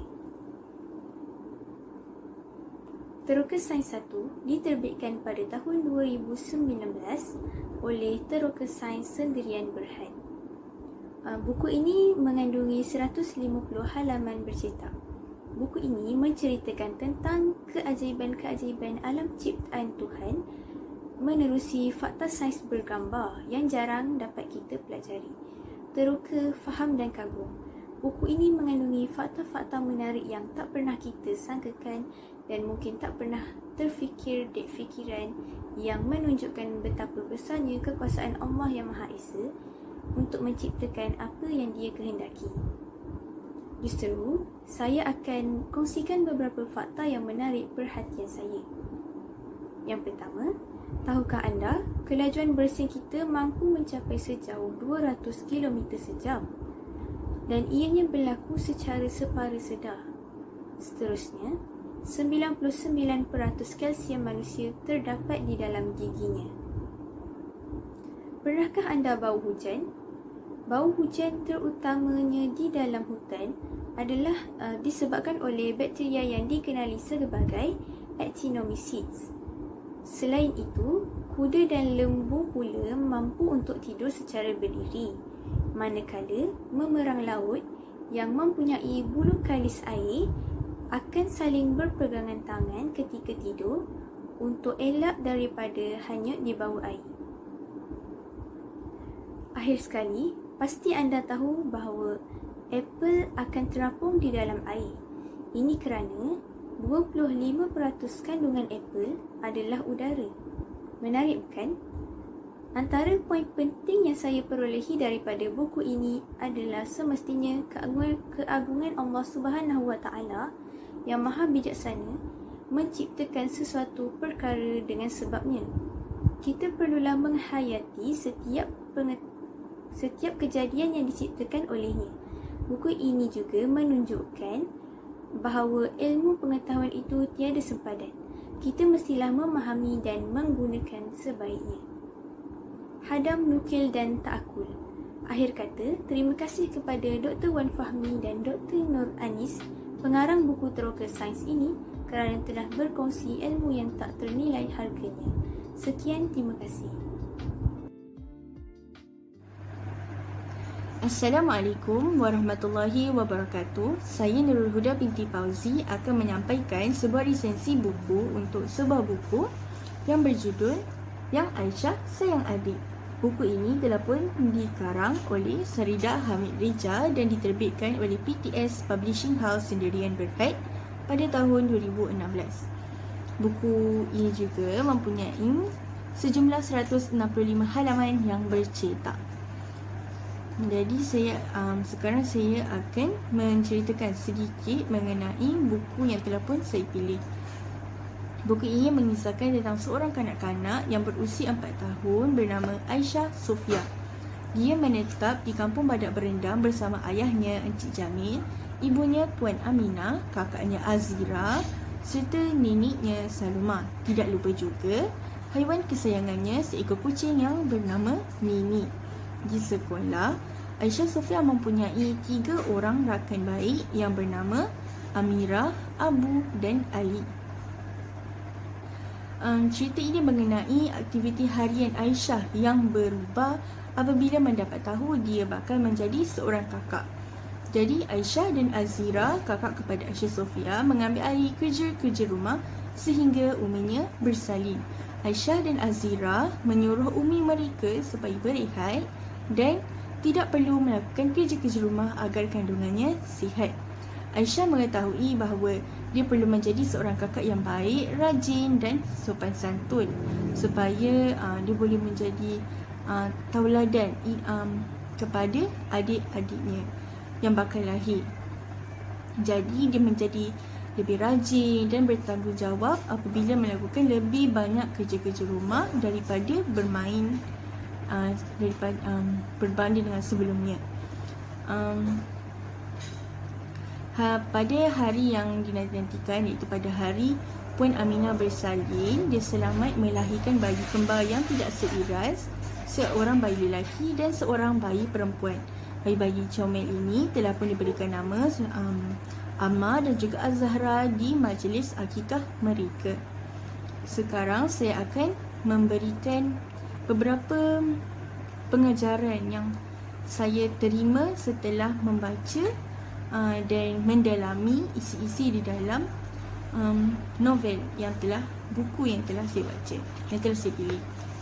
Pertama sekali, saya mendapati bahawa kita perlu sayangi dan menghormati ahli keluarga kita. Sebagai contoh, dalam buku ini sebenarnya Puan Aminah dan juga Azira dan adiknya Aisyah Sofia tidak mempunyai sebarang pertalian darah, tetapi mereka tetap boleh menjalinkan hubungan yang baik antara satu sama lain sebagai sebuah keluarga. Seterusnya, kita juga perlu sentiasa membantu ibu bapa kita. Kita tak perlu tunggu ibu bapa kita itu dalam kesakitan ataupun kalau dekat dalam cerita ni apabila ibunya mengandung. Kita tak perlu tunggu saat itu baru kita nak membantu, baru kita nak berbakti kepada ibu bapa kita. Tidak. Kita perlu mula membantu mereka bermula daripada sekarang. Sejak daripada mereka sihat, daripada mereka bahagia, kita kena tolong mereka daripada saat itu. Kita boleh tolong dalam banyak aspek lah. Kita boleh tolong macam dalam buku ni kita buat kerja-kerja rumah. Lagipun kita masih belajar, jadi kita hanya boleh membantu dari sudut itulah. Takkan kita nak cari duit pula kan. Memang nanti takut kita tak fokus pada pembelajaran. Okay, akhir sekali poin yang akan saya keluarkan, iaitu kita kena rajin dan tekun dalam pembelajaran. Banyak perkara yang kita boleh dapat dengan belajar. Contohnya dengan ilmu kita dapat membuat sesuatu keputusan dengan bijaksana. Sebab kita nak buat perkara tersebut, kita akan fikir mendengar lebih dalam, kita akan fikir kelebihan dan kekurangan kalau kita buat sesuatu perkara itu. Jadi dengan ilmu kita dapat memberikan keputusan tu, membuat keputusan tu dengan sehabis baik. Okay. Maka tamatlah video resensi buku saya. Sekian, terima kasih. Assalamualaikum warahmatullahi wabarakatuh. Saya Haris Safwan Mi'anul Kamar dari kelas 4 Al-Maliki. Hari ini saya akan menceritakan tentang satu buku ni yang boleh saya katakan buku yang paling seronok saya baca setakat inilah, iaitu buku ni. Bukan buku ini buku Tenggek, karangan Anas Muhammad dari fiksi. Buku ni saya shock dia pasal cerita yang ada dalam buku ni yang boleh dikatakan misteri seram-seram macam tu lah. Dia ada dua karakter. Karakter pertama adalah Bacik. Dia seorang penganggur dan dia mempunyai seorang nenek Maimun. Nenek Maimun ni dia bomoh. Dia bomoh yang boleh dikatakan terlalu kuat untuk dilawan suatu ketika dahulu di kampungnya, iaitu air tebing. Lagi satu Rostam. Rostam ni dia boleh berkebolehan seperti detektif dan dia boleh bercakap dengan haiwan. Pasal apa? Dulu dia kerja ekspor barang eksotik semua, haiwan-haiwan eksotik, haiwan yang jarang jarang sangat kita jumpa. Albino semua tu. Itu kerja dia dulu, tapi sekarang dia dah berubah dah lepas dia kena tangkap. Jadi dia insaf, jadi dia bawa van. Fun fact untuk buku ni, karangan Anas Muhammad ni dia adalah karangan yang paling terpanjang lah. Cerita yang paling terpanjang yang dia pernah tulis. Tak percaya? Ini bukti dia. Ni, anda nampak ke? Kalau anda nampak, kalau tak nampak pause. Kalau nampak, mantap. Okey. Dalam buku ni dia banyak misteri. Pertama, misteri scammer yang dekat kedai Ali Cendol. Kedua, misteri gagak yang tiba-tiba muncul ke atas rumah Bacik. Yang ketiga, misteri nenek Maimun. Jadi tiga misteri ni dapat diselesaikan dengan Bacik dan Rostam. Mula-mula ni Rostam dia ikut Bacik ni sebab ganjaran. Pasal Bacik ni kan penganggur. Bila penganggur, tak ada kereta nak pergi nak check misteri-misteri sana. Jadi dia suruh Bacik ni ikut Rostam ni ikut ni Bacik. Bila dia ikut, dijanjikan ganjaran. Maaf, ni ganjaran. Mintakan ganjaran. Biasalah. Zaman sekarang dah minta ganjaran daripada orang dulu. Tak apalah dik, tak apa, ikhlas. Yalah, bila dah bawa jauh-jauh kan. Dah jauh-jauh semua tu ikhlas. Takkanlah tak sampai hati. Jadi minta ganjaran. Lepas tu semua tu dapat selesaikan tanpa ada masalah yang terlalu besar bagi si Bacik dan Rostam. Rostam ni dia boleh katakanlah power lah dalam misteri-misteri ni. Si Bacik ni pula kuat. Dia kuat macam rohani dan jasmani. Dia boleh katakan sadar lah badan dia. Sadar. Lepas tu dan akhirnya mak Bacik ni bagi tahu yang nenek Maimun ni dia punya saka yang nak turunkan kepada Bacik. Ya, itulah adalah wasiat terakhir nenek dia. Wasiat terakhir nenek dia untuk bagi Bacik saka dia. Saka dia kuat. Saka dia nama Buriwan. Ni lah saka, gambar saka dia. Dia punya cerita lah macam ni. Ni gagak-gagak yang cakap atas rumah tu. Ini saka yang kuat. Dan dalam buku ni juga banyak penampakan ke. Dia ceritakan lah penampakan yang dinampak oleh Rostam. Rostam kan dia boleh bercakap dengan haiwan. Haiwan tu, makhluk tu boleh berubah jadi haiwan. Jadi dia tahu yang haiwan tu bukan haiwan. Pelik kan? Saya pun pelik bila baca macam baca slow-slow baru faham. Jangan baca laju-laju. Memang tak faham. Kita baca slow-slow. Makhluk tu berubah jadi haiwan. Rostam cakap dengan haiwan. Yang haiwan tu cakap dia bukan haiwan. Jadi dia usik makhluk tu keluar daripada bumi. Bukan keluar daripada alam manusia, berubah kepada alam jin, yang alam yang dia sekarang ni duduk lah. Yang dia duduk dulu, bukan yang bumi alam yang manusia ni. Jadi peristiwa itu dia akan membawa kepada, dia akan kumpul semua pengalaman. Dia akan usir saka yang bernama Bodiwan. Lepas bila dah selesai semua benda tu, seorang ustaz ni datang. Biasalah lambat. Macam cerita orang barat dulu. Bila dah kena tembak-tembak semua tu, baru polis sampai. Bila dah kena pukul, baru ada orang tolong dia. Biasa. Ni dalam buku ni ada ustaz tu sampai. Dia daripada gerakan anti syirik, anti sesat-sesat semua tu. Dia tunjuk dekat kampung ni. Dia cakap kampung ni sudah menjadi sarang kesesatan, dan anda akan membanteras segala kesesatan tu. Dan dia akan bercakap min aina ila aina. Selepas dia cakap itu, surah tamatlah cerita dalam buku ni. Dia tak ada pula dia tulis sambungan kat sini. Tapi kita tunggu je lah. Lagipun buku ni dia cakap buku yang paling panjang. Tak buku Tenggek 2 lagi panjang. Tak tahulah. Sekian. Itu saja daripada saya. Saya minta maaf kalau saya bercerita ni membuatkan anda semua tak faham, membuatkan anda semua ni macam apa benda dia cerita ni. Kalau macam tu, anda mesej saya, nanti saya buat voice cerita-cerita. Tak pun kita boleh call. Cerita dia macam ni, boleh saja. Sekian, itu saja daripada saya. Terima kasih banyak-banyak kerana telah mendengar apa yang saya cerita panjang-panjang pasal buku ini. Terima kasih banyak-banyak. Cantik sungguh bunga keroja, buah hiasan di hari raya. Mari sahut seruan negara, bangsa membaca, bangsa berjaya. Assalamualaikum warahmatullahi wabarakatuh. Nama diberi Nur Syahidah Fatihah binti Nazri. Pada hari ini, saya ingin berkongsi pada semua berkaitan buku yang sangat lekat di hati saya, iaitu Fiqh Politik Hasan Al-Banna, karya Dr. Muhammad Abdul Qadir Abu Faris.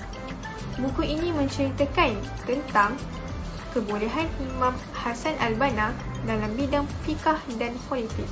Ketika beliau masih kecil, hidupnya dalam suasana keilmuan, terutamanya ilmu fiqah. Ayahnya seorang ulama hadis yang sangat terkenal. Beliau memiliki kecerdasan minda yang sangat tinggi. Hal ini dibuktikan dengan kelulusan pengajiannya dari Darul Ulum pada ketika usianya kurang dari 21 tahun dan mendapat anugerah peringkat pertama bagi seluruh mahasiswa Darul Ulum pada ketika itu. Banyak kitab-kitab yang dikarangkan oleh ulama yang sudah beliau hafal. Di antaranya adalah Al-Jawharah, Ar-Rahmiyah, Al-Aini Mawaris, Al-Fath, Al-Qadir dan lain-lain.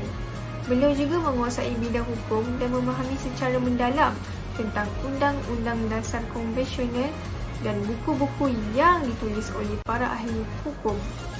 Beliau juga banyak membaca kitab-kitab fiqh umum dan fiqh politik, lalu menukilkan hukum-hukum fiqh dari kitab tersebut dalam pelbagai risalah maupun buku dan artikelnya. Ketika mana Imam Hasan Al-Banna masih menjadi seorang pelajar yang umurnya belum melebihi 10 tahun, ia sudah membentuk organisasi dalam sekolah yang ia bernama Organisasi Mencegah Perkara yang Diharamkan.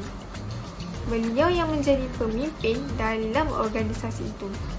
Bentuk kerja dalam organisasi ini ialah jika ia melihat seseorang dari masyarakat melanggar hukum syarak, maka mereka semua akan diperingatkan secara yang berhikmah, iaitu organisasi itu akan mengirim sepucuk surat lalu menasihati untuk terus konsisten dengan mengamalkan hukum syarak.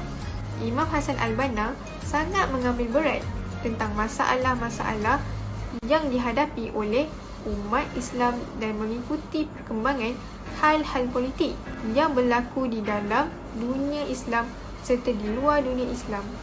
Hal ini kerana beliau sangat mengetahui mengenai kolonialisme Barat yang sedang menyebarkan propaganda mereka pada waktu itu.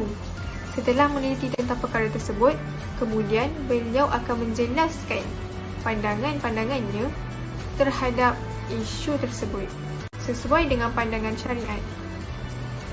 Secara jelas, buku ini bukanlah kandungan teori politik semata-mata. Di dalamnya mengupas teori politik hingga ke beberapa implementasi politik yang pernah dilakukan oleh Imam Syahid Hasan Al-Banna dan Ikhwanul Muslimin.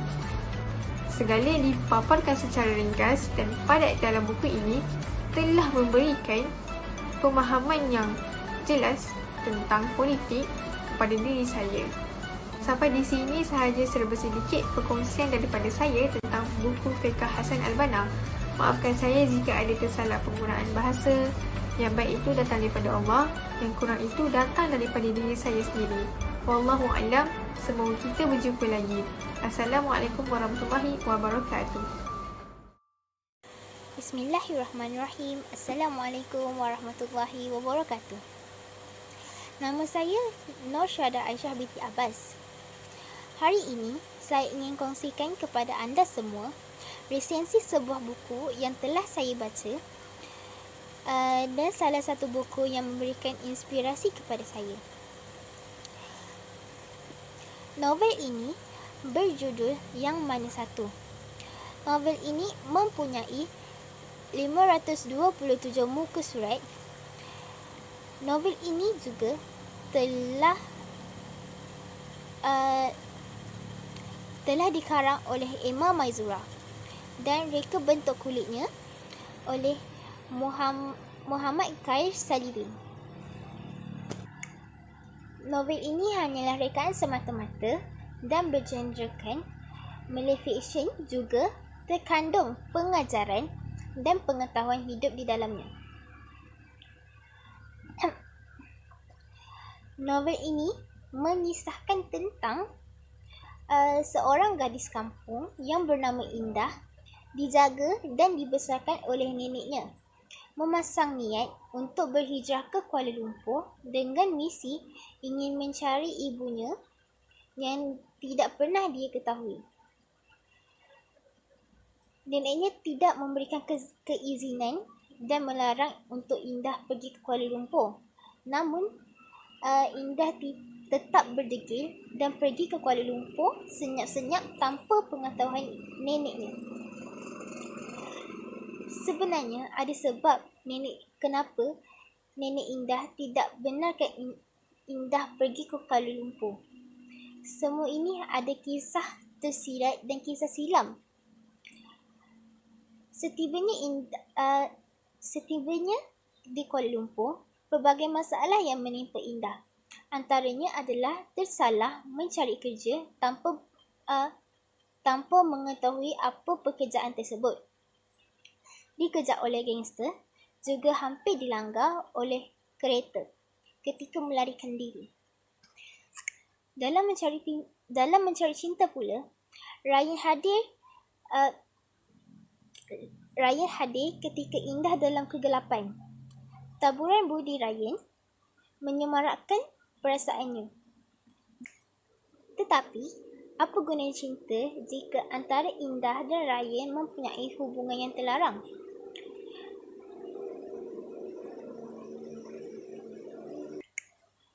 Ingin mencari satu, tetapi jumpa dua. Tetapi, atas setiap yang berlaku ada hikmahnya. Disebabkan pengetahuan tersebut, hubungan antara Indah dan Ryan, misi utama Indah ke Kuala Lumpur berjaya walaupun dalam keadaan terluka dan kecewa. Perasaan amarah Indah terhadap perbuatan ibunya pada masa lalu membuatkan Indah sukar untuk menerima ibunya di dalam hidup Indah. Setelah dipujuk, ditegur dan dinasihat, pada akhirnya Indah membuka hati untuk menerima ibunya semula. Dalam novel ini, antara pengajaran yang saya dapat adalah adab ketika marah. Rasulullah SAW pernah menasihatkan seorang lelaki jangan marah. Riwayat Al-Bukhari. Menurut Al-Qurtubi, maksud larangan tersebut adalah menjauhi dari sebab-sebab yang mencetuskan marah dan jangan melakukan sesuatu ke arah sikap tersebut. Antara adab-adab tersebut ialah yang pertama, jangan marah kecuali kerana Allah. Sebuah hadis Rasulullah SAW yang bermaksud, demi Allah, baginda tidak pernah marah kerana urusan peribadi yang baginda hadapi kecuali apabila larangan Allah dilanggar. Maka baginda akan marah kerana Allah. Riwayat Al-Bukhari nombor 6404. Yang kedua, ingat kekuasaan dan keagungan Allah ketika marah. Yang ketiga, menahan marah. Allah menyukai orang yang menahan marah sebagaimana firman-Nya yang bermaksud, dan orang yang menahan marahnya dan memberi maaf kepada orang lain, dan Allah menyertai orang yang melakukan kebaikan, yang berbuat kebaikan. Surah Al-Imran ayat 134. Yang keempat, berlindung kepada Allah ketika marah. Rasulullah SAW bersabda yang bermaksud, jika seseorang itu mengucapkan a'udzubillah, aku berlindung kepada Allah, nescaya reda kemarahannya. Riwayat Ibnu Adi. Yang kelima, diam. Daripada Imam Ahmad, maksud sabda Rasulullah SAW, ajarilah, permudahkanlah dan jangan menyusahkan. Apabila salah seorang daripada kalian marah, maka hendaklah ia diam. Itu saja daripada saya. Maaf jika ada yang terkasar bahasa ataupun ada yang terasa. Sekian, terima kasih. Bismillahirrahmanirrahim. Assalamualaikum warahmatullahi wabarakatuh dan salam sejahtera. Nama saya Aina Sabrina binti Lili Zuan dari kelas 5 Al-Hanafi, Sekolah Agama Menengah Nurul Iman. InsyaAllah, pada hari ini saya akan melakukan resensi buku dengan novel yang bertajuk Salahuddin Ayyubi, Penakluk Jerusalem. Novel ini dikategorikan di bawah novel sejarah Islam jenis bukan fiksyen yang mengandungi 25 bab dan 289 halaman bercetak, dikarang oleh Abdul Latif Talib. Penerbit novel ini ialah PTS Publications and Distributors Sendirian Berhad dan diterbitkan pada tahun 2007 yang dicetak oleh B.S. Print M Sendirian Berhad. Novel ini menceritakan kehebatan Salahuddin Al-Ayyubi menakluk semula Jerusalem. Apabila wafatnya Nabi Muhammad SAW dan setelah perginya negarawan Islam yang ulung seperti Khulafa Ar-Rashidin, umat Islam di seluruh dunia menjadi mangsa kerakusan dan kedurjanaan musuh-musuh Allah. Mereka disembelih, diperkosa dan diusir dari tanah air sendiri. Pada masa itu, umat Islam memerlukan seorang pemimpin yang berwibawa dan kemunculan pahlawan serta seorang pembela akidah Islamiah bagi memulihkan martabat dan maruah umat Islam. Ketika itu, muncul Salahuddin Al-Ayyubi, pemimpin ulung Islam yang pintar mengatur pasukannya untuk mencapai hasrat murni bagi menjadikan seluruh bumi mengabdi kepada Allah yang Maha Esa. Salahuddin Al-Ayyubi berjaya menumpaskan tentera salib yang kelihatan gagah perkasa namun tandus dan kosong jiwanya. Beliau berjaya menakluk semula Palestin, sinonim dengan kata-kata sesiapa yang menguasai Palestin, dia menguasai dunia. Antara pengajaran yang boleh diambil daripada novel ini ialah: pertama, sentiasa mencontohi sikap kepahlawanan dan tauladan baik seperti Salahuddin Al-Ayyubi dalam membela agama Allah. Kedua, banyakkan mempelajari tentang agama Islam sejak kecil lagi. Ketiga, mencontohi sikap rendah diri Salahuddin Al-Ayyubi yang menjadikan beliau sentiasa dihormati dan disenangi. Sekian, itu sahaja daripada saya.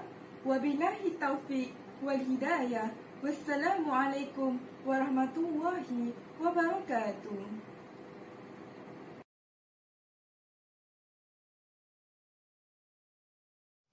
Bismillahirrahmanirrahim. Assalamualaikum warahmatullahi wabarakatuh. Saya Muhammad Arif Najmi bin Zaidi dan saya akan membuat video resensi sebuah buku yang bertajuk Jari Mak Kilang, Dari Mesin ke California. Jadi buku ini telah ditulis oleh Ahmad Fairuz Daud dan diterbit pada tahun 2011. Jadi kita mulakan dengan kulit buku ini. Bagi saya, coraknya yang agak minimalis dan tidak terlalu serabut dapat menambahkan lagi impresi pembaca selain mempunyai garis abstrak yang menampakkan seperti sebuah buku diari yang sebenar. Jadi bagi saya buku ini agak lain daripada buku-buku yang selalu saya jumpai kerana cara penyampaiannya yang agak berbeza. Buku ini menggunakan konsep ataupun penulisan seperti penulisan diary yang di mana setiap bab akan dimulakan dengan hari, tarikh, masa dan tempat. Selain penggunaan bahasa yang mudah dan tidak terlalu banyak bahasa asing yang digunakan, menjadikan buku ini amat sesuai untuk semua peringkat umur. Jadi untuk pengetahuan semua, buku ini merupakan sambungan daripada buku lain dan buku ini juga tidak mempunyai penutup yang muktamad dan mungkin ada sambungannya pada buku lain yang saya sendiri pun tidak dapat pasti. Jadi sedikit sinopsis daripada buku ini. Buku ini menceritakan tentang watak utama Wan Muhammad Mushlis yang merupakan seorang juruteknik di sebuah syarikat pembuatan mesin sinar X. Dan Wan Muhammad Mushlis ni sebenarnya mempunyai impian untuk menyambung pembelajaran ke luar negara, namun terdapat beberapa faktor yang menjadi penghalang. Walau bagaimanapun, syarikat tempat dia bekerja ni telah menghantar ini untuk bertugas ke sebuah cawangan di California. Dan di dalam diarinya juga menceritakan hidup seharian Wan Muhammad Mushris dan rakan-rakannya sepanjang berada di Malaysia dan dalam perjalanan ke California dan hari-hari berikutnya sepanjang mereka merantau ke California. Jadi sedikit daripada kisah menarik yang saya dapat kongsikan daripada buku ini ialah di mana terdapat kejutan yang dihadapi oleh Wan Muhammad Mushris dan rakan-rakannya, di mana terdapat satu jurang perbezaan adat dan budaya yang terdapat di Malaysia dan di California. Selain itu juga dapat juga sebuah kisah yang sehingga kini menjadi isu, yang di mana mereka telah ditahan di lapangan terbang kerana disyaki pengganas oleh puak-puak Islamofobik, dan diselitkan juga beberapa kisah mistik yang di mana Wan Muhammad Mushris telah diganggu dengan benda-benda mistik semasa berada di pusat penginapan. Walau bagaimanapun, ia bukanlah penghalang untuk Wan Muhammad Mushris untuk mencapai cita-citanya. Jadi selepas membaca buku ini, saya memperoleh satu pengajaran besar daripada buku ini, iaitu setiap orang mempunyai impian atau cita-cita. Dengan adanya doa dan usaha, cita-cita tersebut mampu dicapai. Sebagai ayat kata, buku ini patutlah dimiliki oleh semua orang kerana cara penyampaian dan penulisannya yang menarik telah membuatkan saya dapat merasakan dan membayangkan bagaimana dan apa yang dilalui oleh Wan Muhammad Mushris sepanjang kehidupan sehariannya. Jadi itu saja video resensi buku pada kali ini. Sekian, terima kasih. Assalamualaikum warahmatullahi wabarakatuh.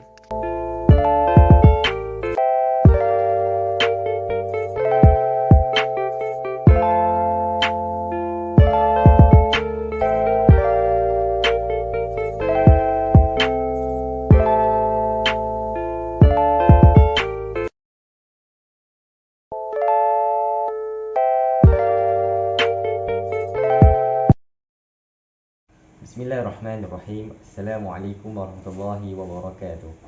Saya Abdullah Hakim bin Abdul Nasir dari kelas 5 Asy-Syafi'i akan berkongsi kepada anda sebuah resensi buku yang telah saya baca. Salahuddin Ayyubi, Pendaluk Jerusalem merupakan tajuk resensi buku yang telah saya baca. Buku ini ditulis oleh Abdul Latif Talib dan mempunyai 289 halaman bercetak. Buku ini diterbitkan pada tahun 2009 oleh pihak PTS Litera Utama Sendirian Berhad. Buku ini mengisahkan berkaitan bagaimana perjuangan Salahuddin Ayyubi bersama para tenteranya dalam usaha untuk menawan kembali Masjid Al-Aqsa yang telah ditawan oleh pihak tentera Salib selama lebih 80 tahun. Buku ini juga menceritakan tentang kisah Salahuddin Ayyubi daripada seorang pemuda yang mencintai kota Damsyik sehingga menjadi harapan kepada semua umat Islam di seluruh dunia ketika itu dalam usahanya untuk menawan kembali Masjid Al-Aqsa. Buku ini juga menceritakan kepada kita kaitan kehidupan Salahuddin Ayyubi ketika masih muda, iaitu ketika daripada duduk di kota Damsyik sehingga menjadi pemerintah di Mesir ketika itu. Kemudian ketika menjadi pemerintah di kota Mesir, beliau menghapuskan fahaman Syiah dalam kerajaan Fatimiyah dalam usahanya untuk membetulkan kembali akidah umat Islam ketika itu supaya kuat dan bertambah ampuh untuk melawan tentera Salib. Buku ini juga menceritakan bagaimana Salahuddin Ayyubi bersama para tenteranya berlawan dengan tentera Salib pimpinan Bernice. Tentera Salib ketika itu merupakan tentera yang kuat, tetapi tidak kuat daripada segi jiwa kerana jiwa mereka kosong. Kemudian buku ini juga menceritakan tentang bagaimana keimanan dan ketakwaan yang dimiliki oleh tentera-tentera Islam pada ketika itu dapat menewaskan dapat menewaskan bilangan tentera salib yang ramai. Walaupun bilangan mereka ramai, tetapi mereka mempunyai jiwa yang kosong. Buku ini juga menceritakan tentang bagaimana pengakhiran hidupnya dan juga kemuncak ketika beliau berjaya menakluki Masjidil Aqsa daripada pihak tentera salib. Beliau telah menunjukkan kepada kita satu sifat yang mulia, tidak seperti yang dilakukan oleh tentera salib pada 80 tahun yang dahulu. Pada 80 tahun yang dahulu, tentera salib melakukan pembunuhan, memperkosa wanita dan membunuh sesiapa saja yang tidak mahu bekerjasama dengan mereka setelah menakluki Masjidil Aqsa. Sebaliknya, lain pula dengan tentera Islam apabila mereka membenarkan para tebusan keluar dengan membayar jizyah.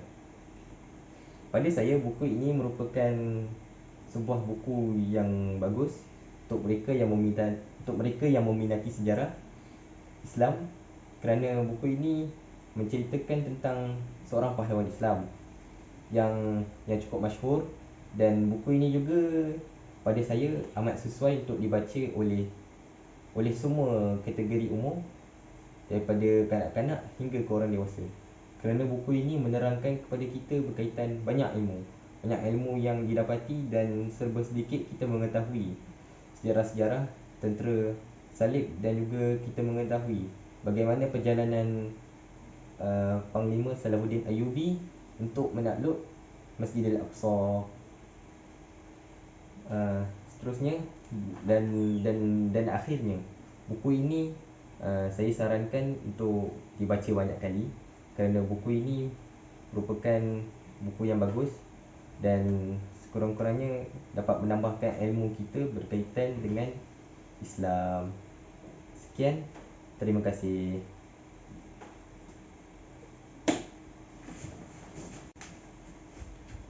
Assalamualaikum warahmatullahi wabarakatuh. Nama saya Amar Jadi Zafri bin Juhairi, dan hari ini saya akan membuat resensi buku yang bertajuk The Trials of Apollo, The Tower of Nero. Buku ini diterbit oleh Penguin Random House UK pada tahun 2020, dan buku ini telah ditulis oleh seorang lelaki yang berbangsa Amerika yang bernama Rick Riordan. Buku ini mempunyai 435 muka surat, dan buku ini merupakan buku fiksyen yang berlandaskan mitologi Yunani. Buku ini mengisahkan tentang seorang dewa yang bernama Apollo yang diusir daripada Olympus oleh bapanya sendiri, iaitu Zeus. Ketika dia diusir daripada Olympus, dia telah menjadi manusia semula dengan nama yang diberi, iaitu Lester. Apollo atau nama lainnya Lester bersama rakannya yang lain dalam misi untuk mengalahkan Maharaja Rom yang bernama Nero daripada menghancurkan bandar New York. Dalam pengembaraan ini, mereka menghadapi pelbagai cabaran dan halangan, tetapi mereka tetap teguh kepada pegangan mereka, iaitu mengalahkan Maharaja Rom ini. Perkara yang menarik minat saya tentang novel ini ialah persahabatan antara karakter utamanya. Contohnya yang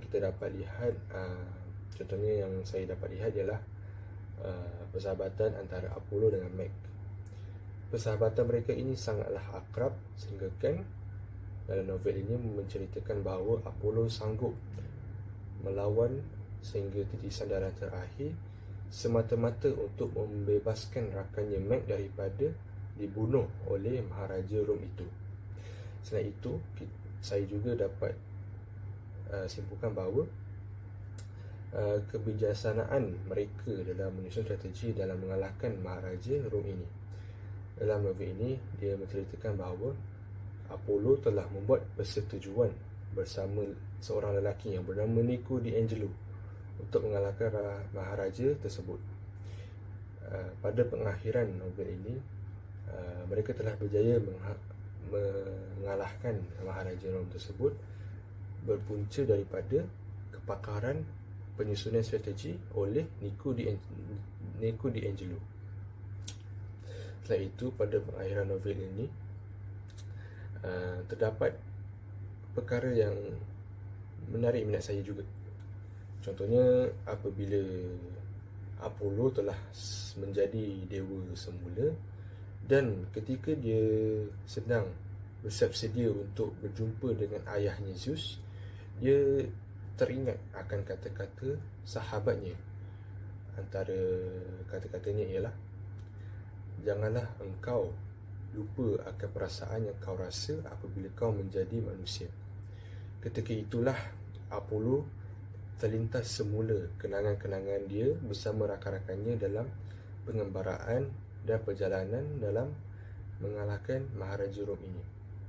Dalam perjalanan dan pengembaraan dia, dia dapat merasakan gelak ketawa, perasaan marah, perasaan sedih, perasaan gembira dan macam-macam perasaan lagi apabila dia dalam pengembaraan ini.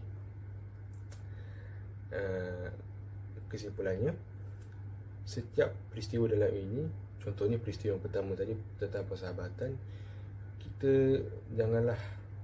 kita seharusnya lah sentiasa akrabkan hubungan kita dengan kawan-kawan kita supaya kita mudah dipercayai. Dan yang kedua, kita perlulah bijaksana dalam penyusunan strategi. Contohnya yang saya dapat beri sekarang ini sedang dalam musim peperiksaan, jadinya kita perlulah ada strategi untuk mendapatkan keputusan yang cemerlang dalam peperiksaan nanti. Yang ketiga, pengajaran yang saya dapat disebutkan daripada peristiwa ketiga ialah kita perlulah berasa bersyukur kerana setiap hari merupakan pengalaman yang baru. Oleh itu, janganlah kita sia-siakan hari yang baru itu dengan perkara-perkara yang tidak berfaedah. Jadinya kita haruslah gunakan masa kita dengan baik dan sentiasa bersyukur dengan apa yang kita ada, kerana bukan setiap orang sama takdirnya. Itu sahaja daripada saya. Sekian, Assalamualaikum warahmatullahi wabarakatuh.